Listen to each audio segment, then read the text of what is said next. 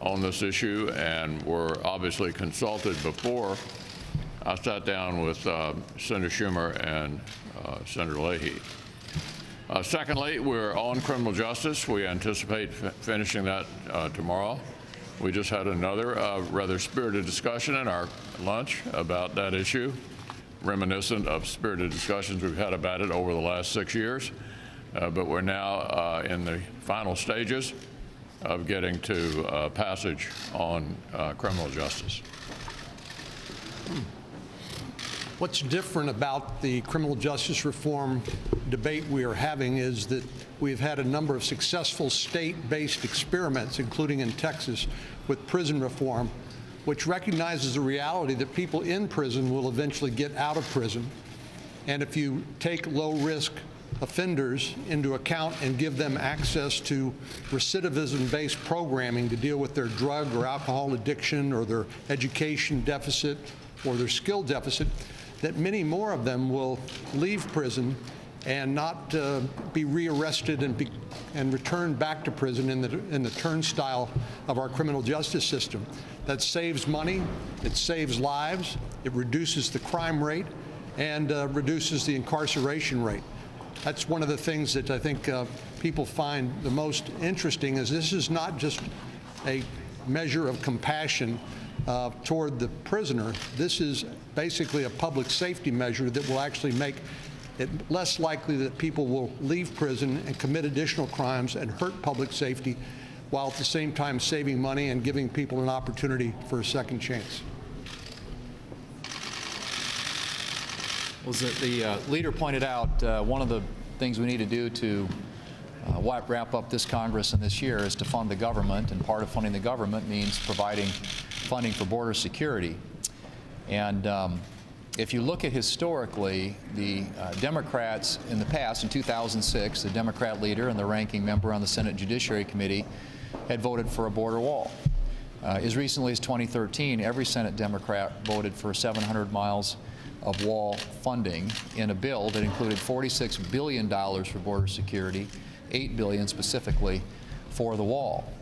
And I think we all agree that there are lots of people, hardworking, lawful people in this country who come here, who play by the rules, the kind of thing we want to encourage. I had the opportunity a couple of weeks ago to attend a citizenship ceremony in Sioux Falls, South Dakota, where 99 people from 33 different countries in the world became American citizens. But they did it the right way. They played by the rules, they followed the laws, the kind of thing we want to encourage. The thing we want to discourage is people coming here illegally. And key to that, obviously, is the issue of a strong border and border security. And so I hope that the Democrats will come around to the position that they have held historically. This ought to be an issue that enjoys bipartisan support. There's no reason why Democrats here in the Senate shouldn't be supportive of making sure that we have a strong border that encourages people to come here legally and discourages people to come here illegally.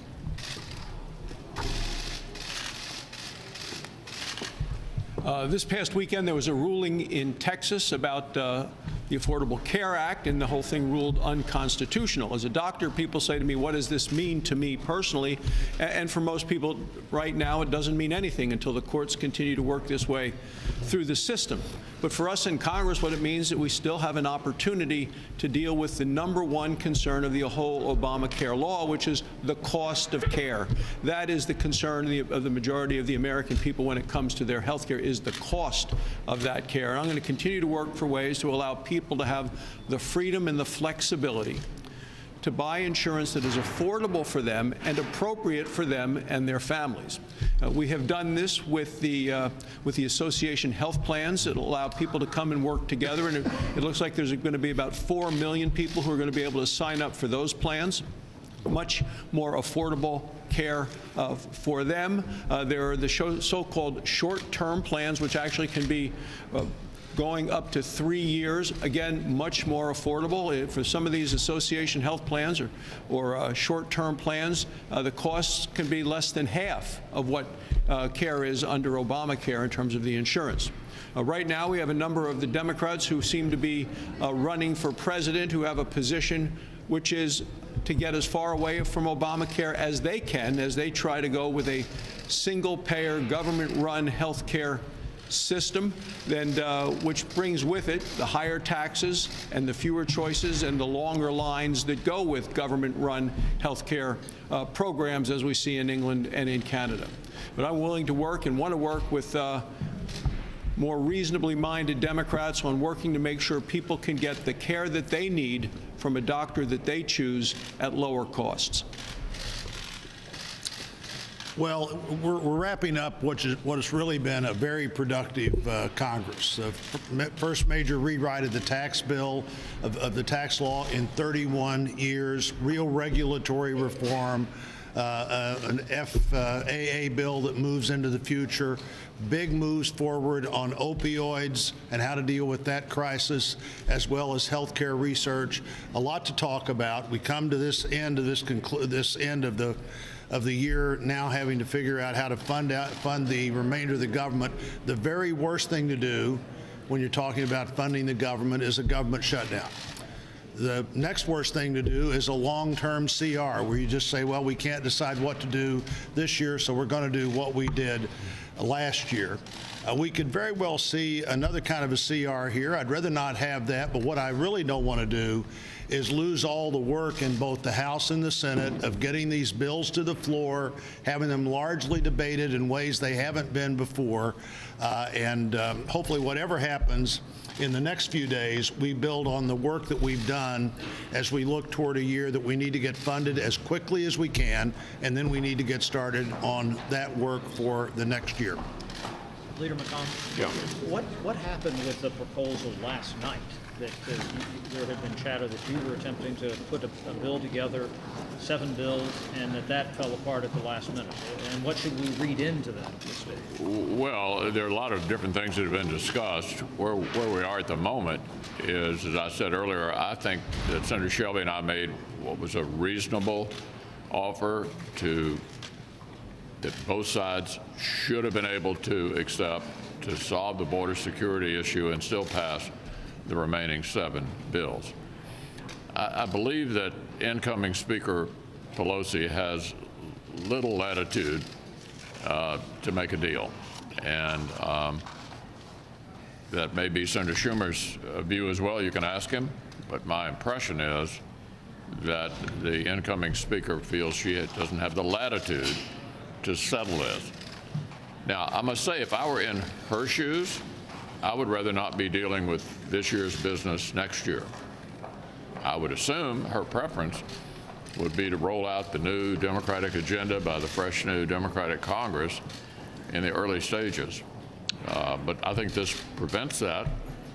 If we end up going with a relatively short-term CR, we will end up in effect punting this year's business into next year. I think it's not a very desirable outcome. From anybody's point of view, I would think it'd be the least desirable outcome for the incoming Speaker's point of view.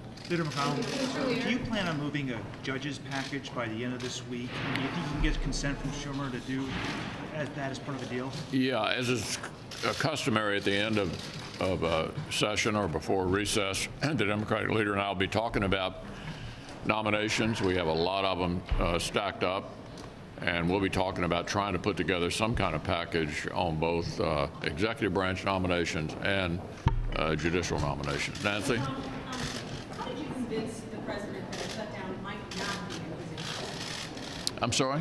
How did you convince the president that a shutdown actually isn't? Well, he can speak for himself, but I think a government shutdown is not a good option.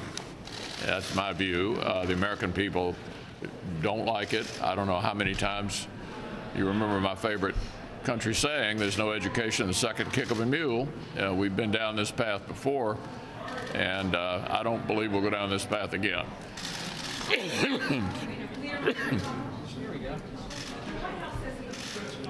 You and Sarah Blood both alluded to this. Just to put a finer point on it, if Democrats reject the new offer, when you look at the landscape, is a short-term CR really kind of the only option out there right now? Well, I'm discussing with the White House where we go next, and once I get an answer to that, excuse me, once I get an answer to that, I'll talk with Senator Schumer again and see what we can do. I think there's certainly bipartisan support for avoiding a government shutdown. And so we're now trying to figure out the way forward, and I'll get back to you when I know. So you don't know if Trump will Yeah. sign To put a finer point on it, are you convinced that we will not shut down? Yeah, I am. The White House says that the ball is in your court, that they want to see what the Senate can pass. Well, we're and then discuss- the president will decide whether Yeah. to sign it. Do you need to know first what the president's willing to But look, we're in discussion. As I said, we're in discussion with the White House about the way forward. Okay, thanks a lot. Thank you.